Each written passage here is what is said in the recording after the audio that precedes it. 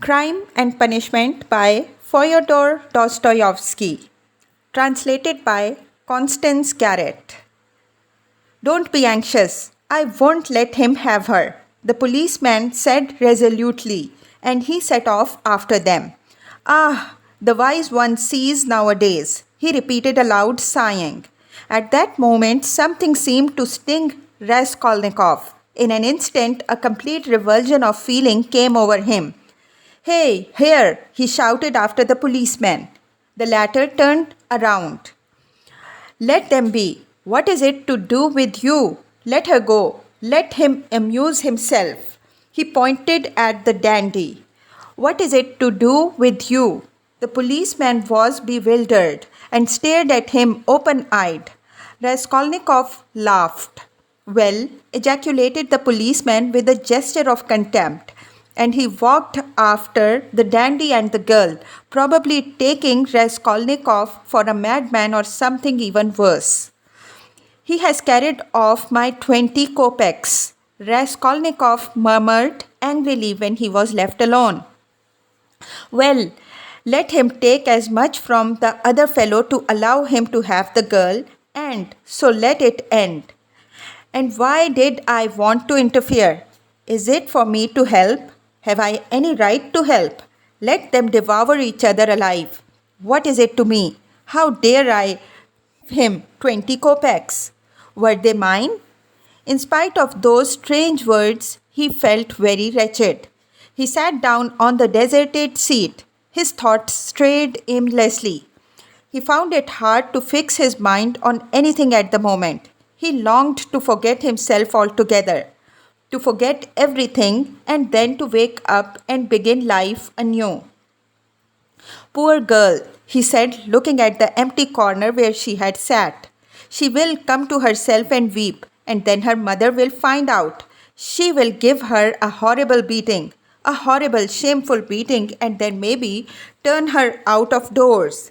And even if she does not, the Daria Frantpanas will get wind of it, and the girl will soon be slipping out on the sly here and there. Then there will be the hospital directly. That's always the luck with those girls with respectable mothers who go wrong on the sly. And then again the hospital, drink, the taverns, and more hospital. In 2 or 3 years, a wreck and her life over at 18 or 19. Have I not seen cases like that?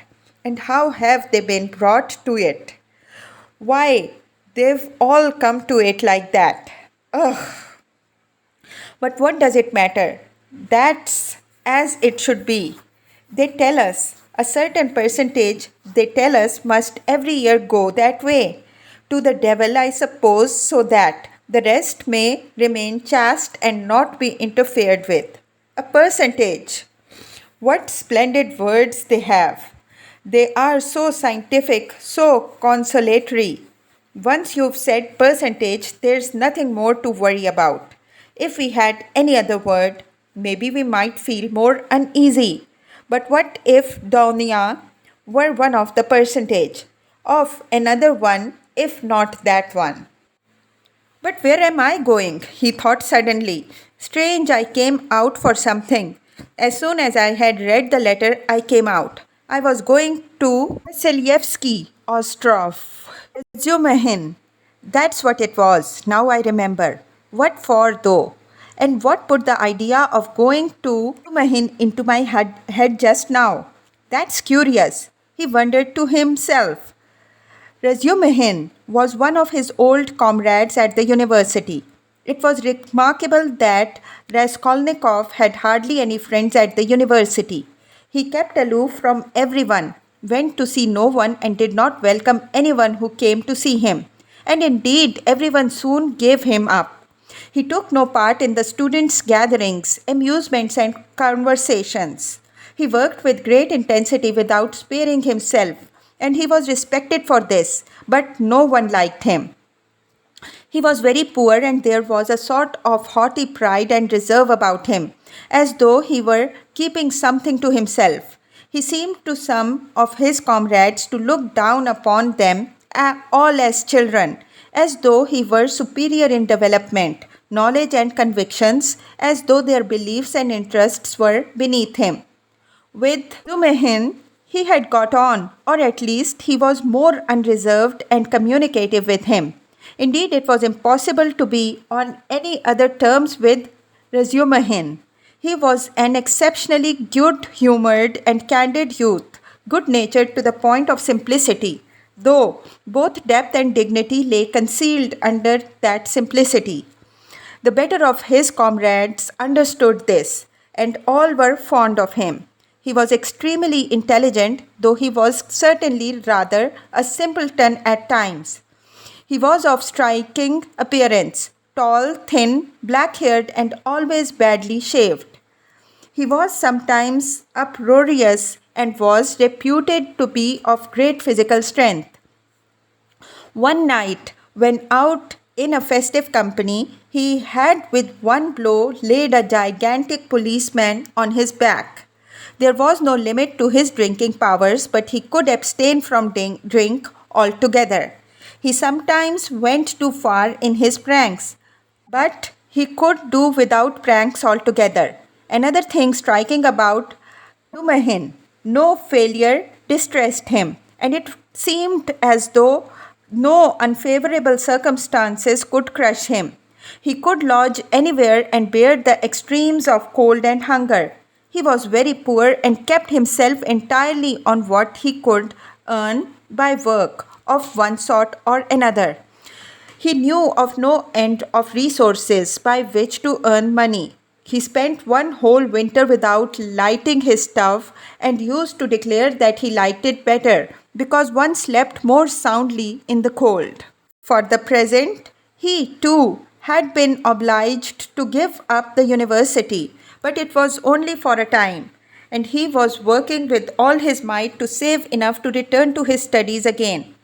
Raskolnikov had not been to see him for the last 4 months, and Zumehin did not even know his address.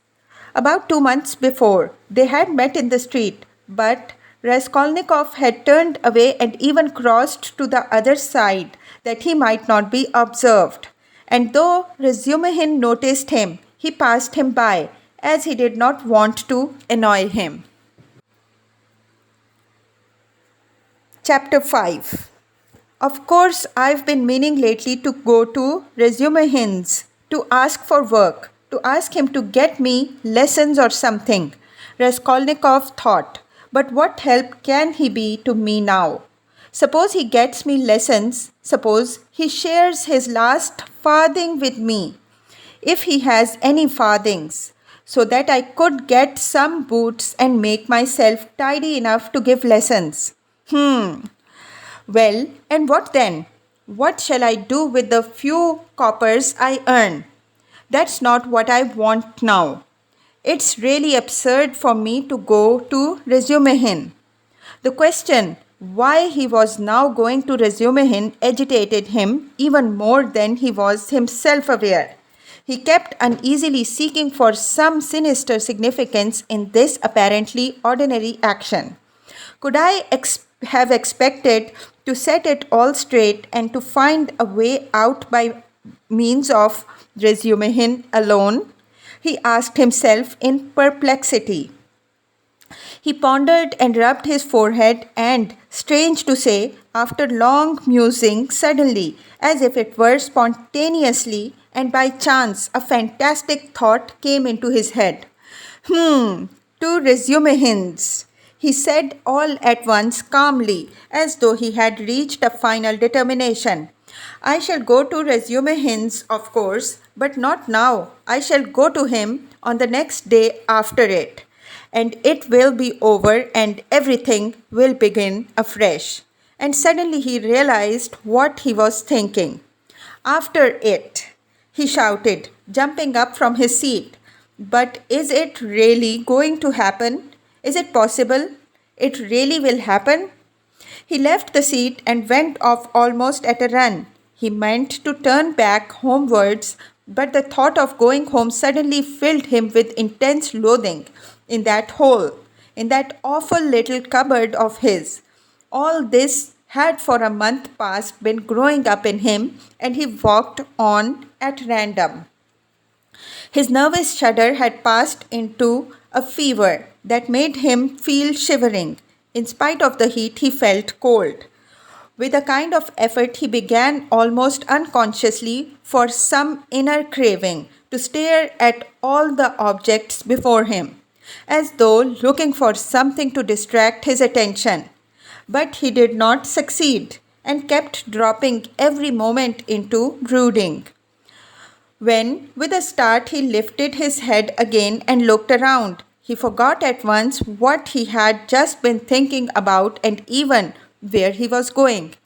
In this way, he walked right across Vasilievsky Ostrov, came out to the Lesser Neva, crossed the bridge, and turned towards the islands. The greenness and freshness were at first restful to his weary eyes after the dust of the town and the huge houses that hemmed him in and weighed upon him.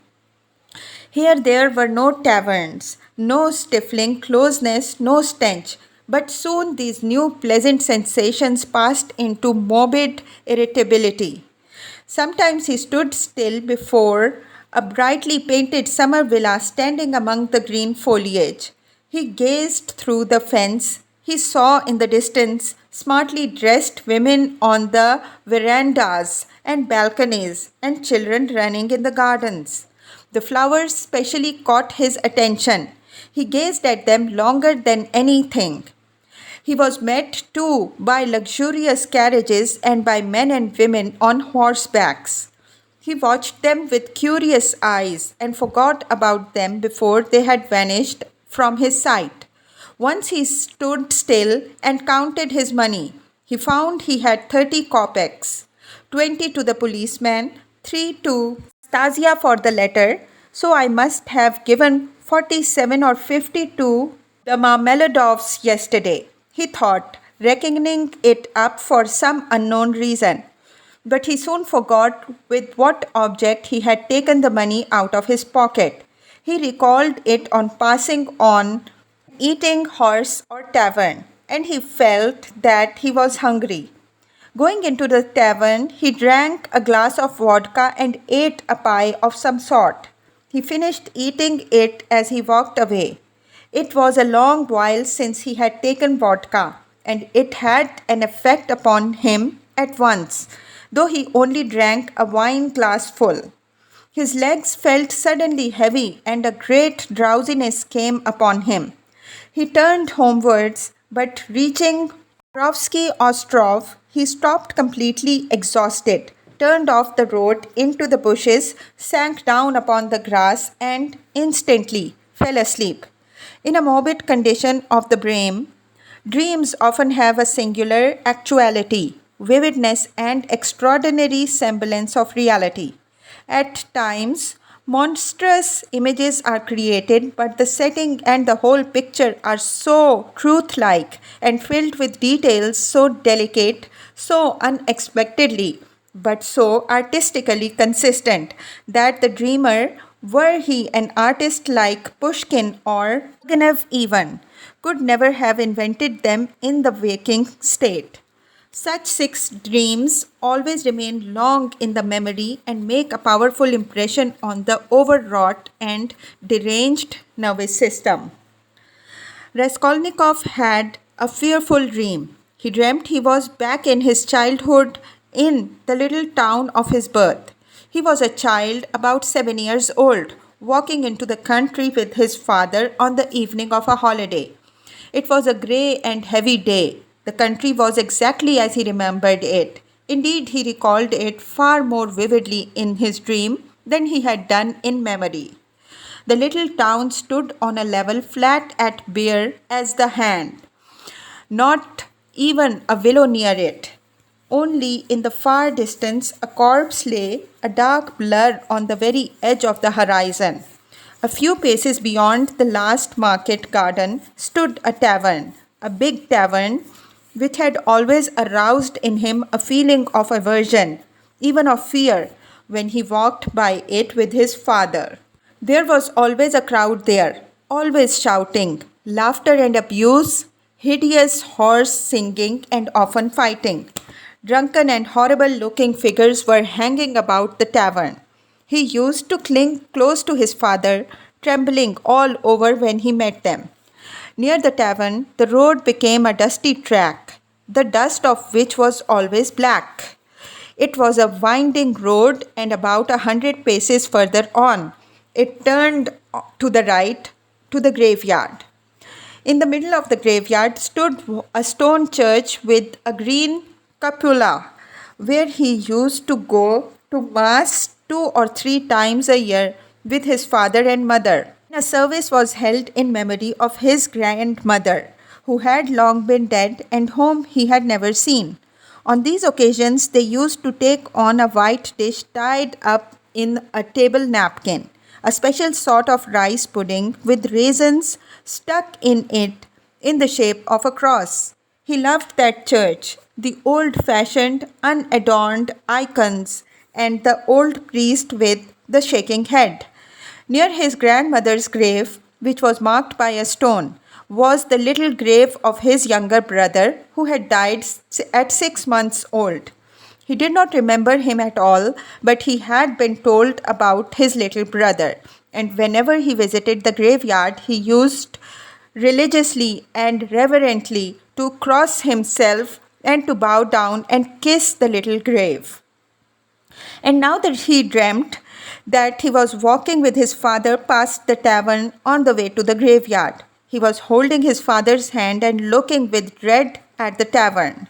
A peculiar circumstance attracted his attention. There seemed to be some kind of festivity going on.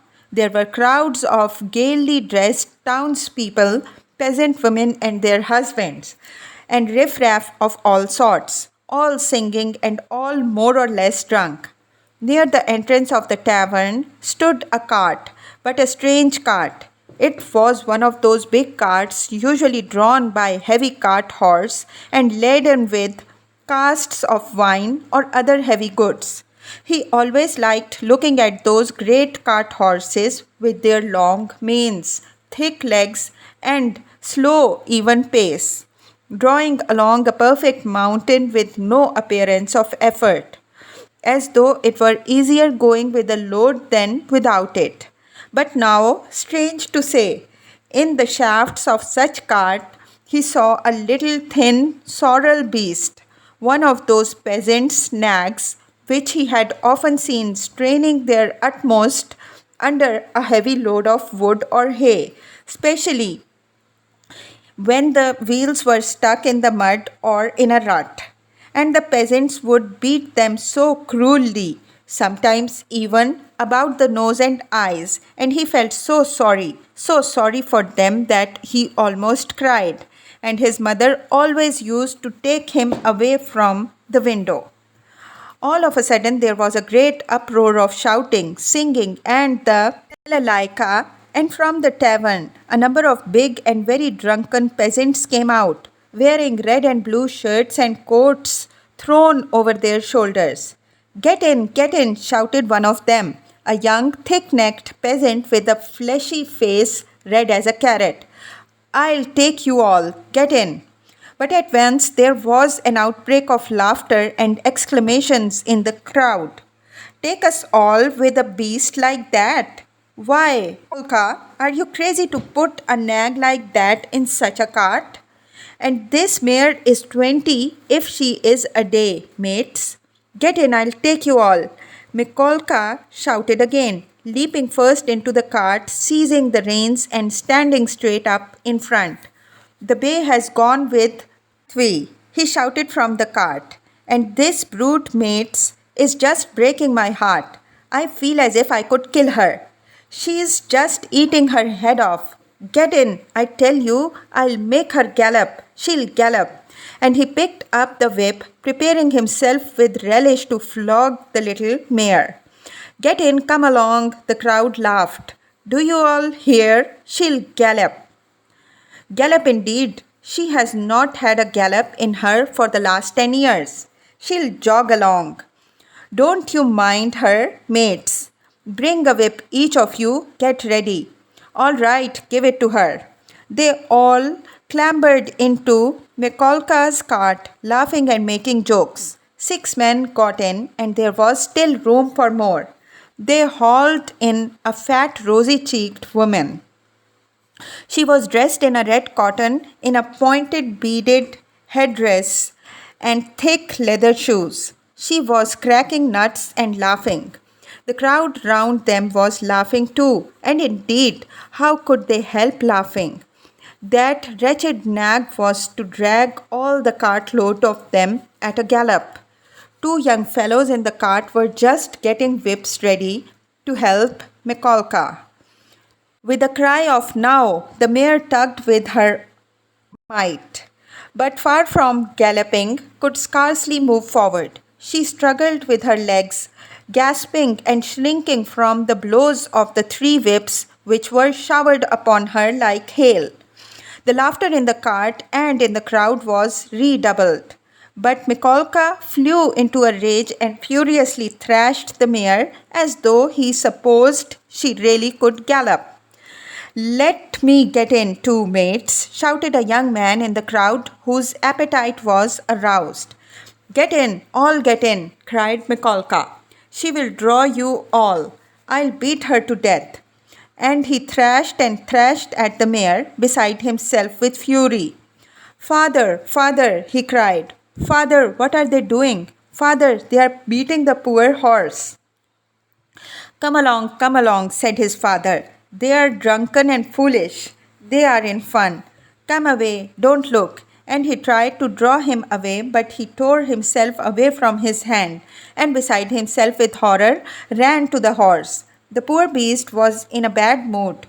She was gasping, standing still, then tugging again, and almost falling.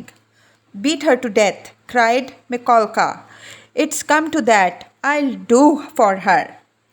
"What are you about? Are you a Christian, you devil?" shouted an old man in the crowd. "Did anyone ever see the like? A wretched nag like that, pulling such a cartload," said another. "You'll kill her," shouted the third. "Don't meddle, it's my property. I'll do what I choose. Get in, more of you. Get in, all of you. I will have her go at a gallop." All at once laughter broke into the roar and covered everything. The mare, roused by the shower of blows, began feebly kicking. Even the old man could not help smiling. To think of a wretched little beast like that trying to kick. 2 lads in the crowd snatched up whips and ran to the mare to beat her about the ribs. 1 ran each side. "Hit her in the face, in the eyes," cried Mikolka. "Give us a song, mates," shouted someone in the cart, and everyone in the cart joined in a latest song, jingling a tambourine and whistling. The woman went on cracking nuts and laughing. He ran beside the mare, ran in front of her, saw her being whipped across the eyes, right in the eyes. He was crying. He felt choking. His tears were streaming. One of the men gave him a cut with the whip across the face. He did not feel it. Wringing his hands and screaming, he rushed up to the grey-headed old man with the grey beard, who was shaking his head with disapproval. One woman seized him by the hand and could have taken him away, but he tore himself from her and ran back to the mare. She was almost at the last gasp, but began kicking once more. "I'll teach you to kick," Mikolka shouted ferociously. He threw down the whip, bent forward, and picked up from the bottom of the cart a long, thick shaft. He took hold of one end with both hands and with an effort brandished it over the mare. "He'll crush her," was shouted around him. "He'll kill her." "It's my property," shouted Mikolka, and brought the shaft down with a swinging blow. There was a sound of a heavy thud. "Thrash her! Thrash her! Why have you stopped?" shouted the voices in the crowd. And Mikolka swung the shaft a second time, and it fell a second time on the spine of the luckless mare. She sank back on her haunches and lurched forward and tugged forward with her force. Tugged first on one side and then on the other, trying to move the cart.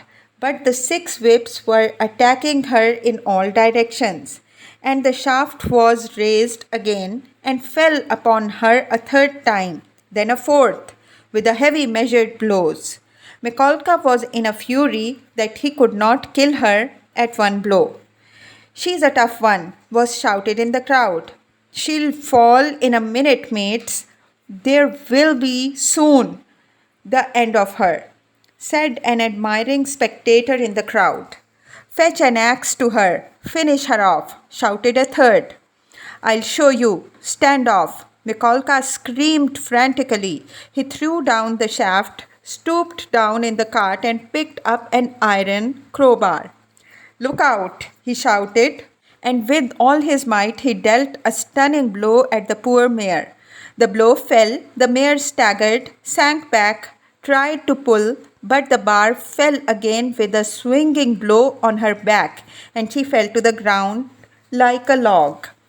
"Finished her off," shouted Mikolka, and he leapt beside himself out of the cart. Several young men had flushed with drink, seized anything they could come across, whips, sticks, poles, and ran to the dying mare. Mikolka stood on one side and began dealing random blows with the crowbar. The mare stretched out her head, drew a long breath, and died.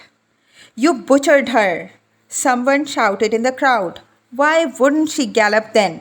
"My property," shouted Mikolka, with bloodshot eyes, brandishing the bar in his hands. He stood as though regretting that he had nothing more to beat. "No mistake about it, you are not a Christian," many voices were shouting in the crowd. But the poor boy, beside himself, made his way, screaming through the crowd to the sorrel nag, put his arms around her bleeding dead head and kissed it, kissed the eyes and kissed the lips. Then he jumped up and flew in a frenzy with his little fists out at Mikolka. At that instant, his father, who had been running after him, snatched him up and carried him out of the crowd. "Come along, come, let's go home," he said to him. "Father, why did they kill the poor horse?" he sobbed, but his voice broke and the words came in shrieks from his panting chest. "They are drunk, they are brutal, it's not our business," said the father. He put his arms around his father, but he felt choked. He tried to draw a breath, to cry out, and woke up. He woke up grasping for air, his hair soaked with perspiration, and stood up in terror. "Thank God that was only a dream," he said, sitting down under the tree and drawing deep breaths. "But what is it? Is it some fever coming on? Such a hideous dream." He felt utterly broken. Darkness and confusion were in his soul. He rested his elbows on his knees and leaned his head on his hands. "Good God," he cried, "can it be? Can it be that I shall really take an axe, that I shall strike her on the head, split her skull open, that I shall tread in the sticky warm blood, break the lock, steal and tremble, hide, all spattered in the blood, with the axe? Good God, can it be?" He was shaking like a leaf as he said this. "But why am I going on like this?" he continued, sitting up again, as it were in profound amusement. "I knew that I could never bring myself to it, so what have I been torturing myself for till now? Yesterday when I went to make that experiment, yesterday I realized completely that I could never bear to do it. Why am I going over it again then? Why am I hesitating? As I came down the stairs yesterday, I said myself that it was base, loathsome, vile, while the very thought of it made me feel sick and filled me with horror. No, I couldn't do it. I couldn't do it. Granted that there is no flaw in all that reasoning, all that I have concluded this last month is clear as day, true as arithmetic. My God, anyway, I couldn't bring myself to it. I couldn't do it. I couldn't do it. Why then am I still?